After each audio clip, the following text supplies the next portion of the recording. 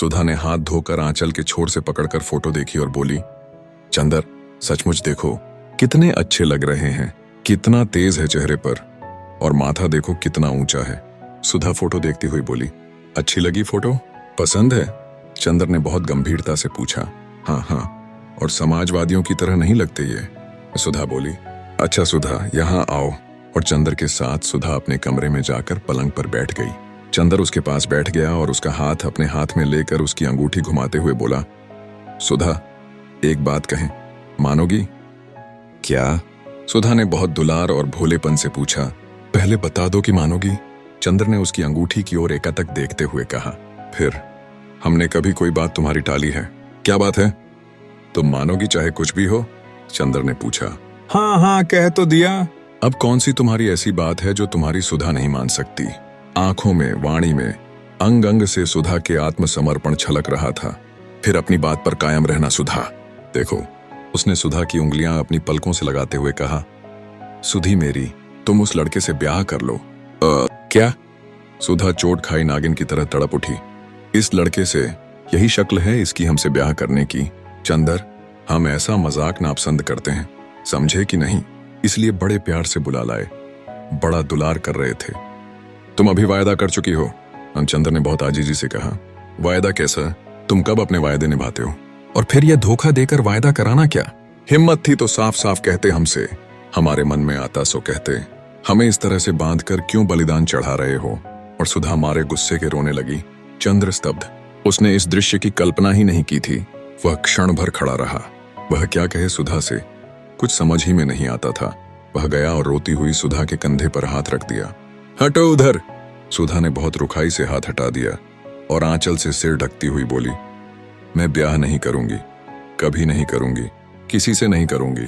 तुम सभी लोगों ने मिलकर मुझे मार डालने की ठानी है, तो मैं अभी सिर पटक कर मर जाऊंगी। और मारे तैश के सचमुच सुधा ने अपना सिर दीवार पर पटक दिया। अरे! दौड़कर चंद्र ने सुधा को पकड़ लिया, मगर सुधा ने गरज कर कहा, दूर हटो चंद्र, छूना मत मुझे।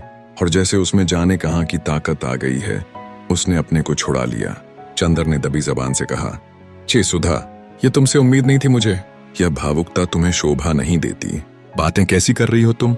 हम वही चंद्र है ना? हाँ, वही चंद्र हो। और तभी तो इस सारी दुनिया में तुम ही एक रह गए हो मुझे फोटो दिखाकर पसंद कराने को। सुधा सिसक सिसक कर रोने लगी। पापा ने भी धोखा दे दिया। हमें पापा से ये उम्मीद नहीं थी। पगली, कौन अपनी लड़की को हमेशा अपने पास रख पाया है? चंद्र बोला। तुम चुप रहो चंद्र, हमें तुम्हारी बोली जहर लगती है। सुधा, ये फोटो तुम्हें पसंद है और तुम्हारी जबान हिली कैसे? शर्म नहीं आई तुम्हें? हम कितना मानते थे पापा को, कितना मानते थे तुम्हें। हमें यह नहीं मालूम था कि तुम लोग ऐसा करोगे। तो थोड़ी देर चुपचाप सिसकती रही सुधा और फिर धधक कर उठी। कहाँ है वह फोटो? लाओ, अभी मैं जाऊंगी पापा के पास। मैं कहूंगी उनसे, हाँ, मैं इस लड़के को पसंद करती हूँ, वह बहुत अच्छा है, बहुत सुंदर है, लेकिन मैं उससे शादी नहीं करूंगी, मैं किसी से शादी नहीं करूंगी। झूठी बात है। और उठकर पापा के कमरे की ओर जाने लगी। खबरदार जो कदम बढ़ाया। चंद्र ने डांट कर कहा, बैठो इधर। मैं नहीं रुकूंगी। सुधा ने अकड़ कर कहा, नहीं रुकोगी? ओ, नहीं रुकूंगी। और चंद्र का हाथ तैश में उठा और एक भरपूर तमाचा सुधा के गाल पर पड़ा। सुधा के गाल पर नीली उंगलियां उपट आईं।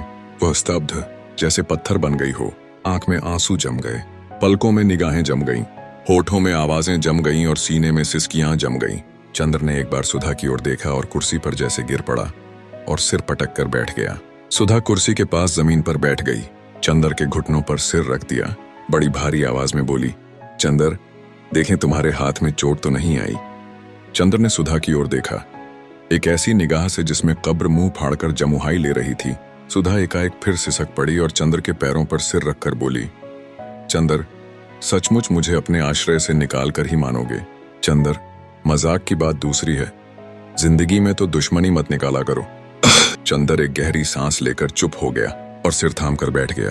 5 मिनट बीत गए। कमरे में सन्नाटा, गहन खामोशी। सुधा चंद्र के पांवों को छाती से चिपकाए सूनी सूनी निगाहों से जाने कुछ देख रही थी। दीवारों के पार, दिशाओं के पार, क्षितिजों से परे। दीवार पर घड़ी चल रही थी, टिक टिक।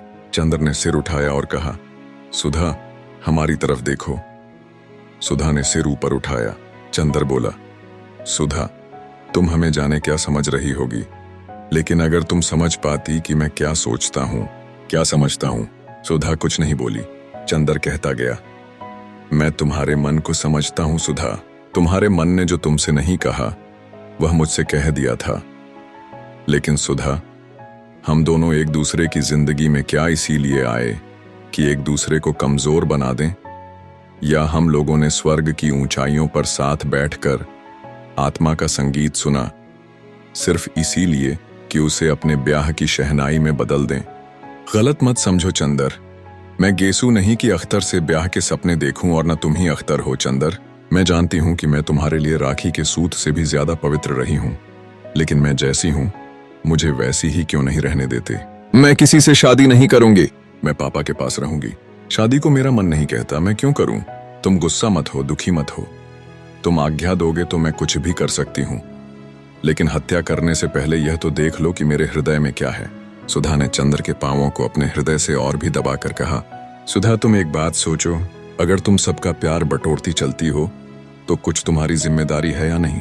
पापा ने आज तक तुम्हें किस तरह पाला, अब क्या तुम्हारा यह फर्ज है कि तुम उनकी बात को ठुकराओ। और एक बात और सोचो, हम पर कुछ विश्वास करके ही उन्होंने कहा है कि मैं तुमसे फोटो पसंद कराऊं। अगर अब तुम इनकार कर देती हो तो एक तरफ पापा को तुमसे धक्का पहुंचेगा, दूसरी ओर मेरे प्रति उनके विश्वास को कितनी चोट लगेगी। हम उन्हें क्या मुंह दिखाने लायक रहेंगे भला। तो तुम क्या चाहती हो, महज अपनी थोड़ी सी भावुकता के पीछे तुम सभी की जिंदगी चौपट करने के लिए तैयार हो। ये तुम्हें शोभा नहीं देता है। क्या कहेंगे पापा कि चंदर ने अभी तक तुम्हें यही सिखाया था। हमें लोग क्या कहेंगे बताओ। आज तुम शादी ना करो, उसके बाद पापा हमेशा के लिए दुखी रहा करें और दुनिया हमें कहा करे, तब तुम्हें अच्छा लगेगा। नहीं, सुधा ने भर्राए हुए गले से कहा। तब और फिर एक बात और है ना सुधी, सोने की पहचान आग में होती है ना। लापटों में अगर उसमें और निखार आए तभी वह सच्चा सोना है। सचमुच मैंने तुम्हारे व्यक्तित्व को बनाया है या तुमने मेरे व्यक्तित्व को बनाया है, यह तो तभी मालूम होगा जबकि हम लोग कठिनाइयों से, वेदनाओं से, संघर्षों से खेलें और बाद में विजयी हों। और तभी मालूम होगा कि सचमुच मैंने तुम्हारे जीवन में प्रकाश और बल दिया था। अगर सदा तुम मेरी बाहों की सीमा में रहीं और मैं तुम्हारी पलकों की छांव में रहा और बाहर के संघर्षों से हम लोग डरते रहे तो कायरता है, और मुझे अच्छा लगेगा कि दुनिया कहे कि मेरी सुधा, जिस पर मुझे नाज था, वह कायर है। बोलो, तुम कायर कहलाना पसंद करोगी? हाँ। सुधा ने फिर चंदर के घुटनों में मुंह छिपा लिया। क्या? यह मैं सुधा के मुंह से सुन रहा हूं? छे पगली, अभी तक तेरी निगाहों ने मेरे प्राणों में अमृत भरा है और मेरी सांसों ने तेरे पंखों में तूफानों की तेजी। और हमें तुम्हें तो आज खुश होना चाहिए कि अब सामने जो रास्ता है उसमें हम लोगों को यह सिद्ध करने का अवसर मिलेगा कि सचमुच हम लोगों ने एक दूसरे को ऊंचाई और पवित्रता दी है। मैंने आज तक तुम्हारी सहायता पर विश्वास किया था, आज क्या तुम मेरा विश्वास तोड़ दोगी? सुधा, इतनी क्रूर क्यों हो रही हो आज तुम साधारण लड़की नहीं हो, तुम ध्रुव तारा से ज्यादा प्रकाशमान हो। तुम यह क्यों चाहती हो कि दुनिया कहे सुधा भी एक साधारण सी भावुक लड़की थी और आज मैं अपने कान से सुनूं? बोलो सुधी। चंदर ने सुधा के सिर पर हाथ रखकर कहा। सुधा ने आंखें उठाईं, बड़ी कातर निगाहों से चंदर की ओर देखा और सिर झुका लिया। सुधा के सिर पर हाथ फेरते हुए चंदर बोला, सुधा, मैं जानता हूं मैं तुम पर शायद बहुत सख्ती कर रहा हूं, लेकिन तुम्हारे सिवा और कौन है मेरा? बताओ, तुम ही पर अपना अधिकार भी आजमा सकता हूं। विश्वास करो मुझ पर सुधा, जीवन में अलगाव, दूरी, दुख और पीड़ा आदमी को महान बना सकती है। भावुकता और सुख हमें ऊंचे नहीं उठाते। बताओ सुधा, तुम्हें क्या पसंद है? मैं ऊंचा उठूं तुम्हारे विश्वास के सहारे, तुम ऊंची उठो मेरे विश्वास के सहारे। इससे अच्छा और क्या है सुधा? चाहो तो मेरे जीवन को एक पवित्र साधन बना दो, चाहो तो एक छिछली अनुभूति। सुधा ने एक गहरी सांस ली, क्षण भर घड़ी की ओर देखा और बोली, इतनी जल्दी क्या है अभी चंदर? तुम जो कहोगे मैं कर लूंगी। और फिर वह सिसकने लगी, लेकिन इतनी जल्दी क्या है, अभी मुझे पढ़ लेने दो। नहीं, इतना अच्छा लड़का फिर मिलेगा नहीं, और इस लड़के के साथ तुम वहां पढ़ भी सकती हो। मैं जानता हूं उसे, वह देवताओं सा निश्चल है। बोलो, मैं पापा से कह दूं कि तुम्हें पसंद है? सुधा कुछ नहीं बोली। मौन का मतलब हाँ है ना? चंदर ने पूछा। सुधा ने कुछ नहीं कहा। झुककर चंदर के पैरों को अपने होठों से छू लिया और पलकों से 2 आंसू छू पड़े। चंद्र ने सुधा को उठा लिया और उसके माथे पर हाथ रखकर कहा, ईश्वर तुम्हारी आत्मा को सदा ऊंचा बनाएगा सुधा। उसने एक गहरी सांस लेकर कहा, मुझे तुम पर गर्व है, और फोटो उठाकर बाहर चलने लगा। कहाँ जा रहे हो? जाओ मत। सुधा ने उसका कुर्ता पकड़कर बड़ी आजिजी से कहा। मेरे पास रहो, तबीयत घबराती है। वो चंदर पलंग पर बैठ गया। सुधा तकिए पर सिर रखकर लेट गई और फटी फटी पथराई आंखों से जाने क्या देखने लगी। चंदर भी चुप था, बिल्कुल खामोश। कमरे में सिर्फ घड़ी चल रही थी, टिक टिक। थोड़ी देर बाद सुधा ने चंद्र के पैरों को अपने तकिए के पास खींच लिया और उसके तलवों पर होंठ रखकर उसमें मुंह छिपाकर चुपचाप लेटी रही। बिंती आई। सुधा हिली भी नहीं। चंदर ने देखा वह सो गई थी। बिंती ने फोटो उठाकर इशारे से पूछा, मंजूर? हाँ। बिंती ने बजाय खुश होने के चंद्र की ओर देखकर सिर झुका लिया और चली गई। सुधा सो रही थी और चंदर के तलवों में उसकी नरम कुंवारी सांसें गूंज रही थीं। चंदर बैठा रहा चुपचाप। उसकी हिम्मत न पड़ी कि वह हिले और सुधा की नींद तोड़ दे।